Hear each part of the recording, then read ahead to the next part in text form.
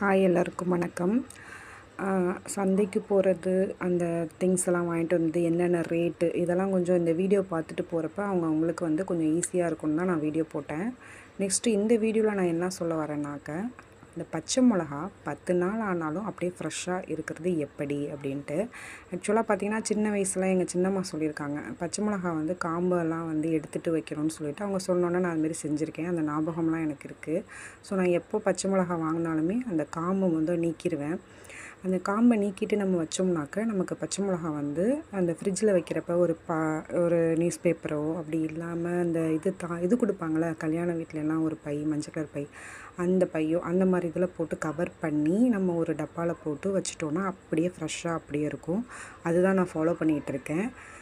பச்சை மிளகா வந்து நமக்கு வந்து ஃப்ரெஷ்ஷாக இல்லாமல் நம்மளுக்கு அது ஒரு மாதிரி ஸ்மெல்லாம் வரும்னா டேரெக்டாக நம்ம வச்சோம்னா அந்த மாதிரிலாம் வரும். அதனால் அதுமாரி வைக்கக்கூடாது. தேங்க்ஸ் ஃபார் வாட்சிங்.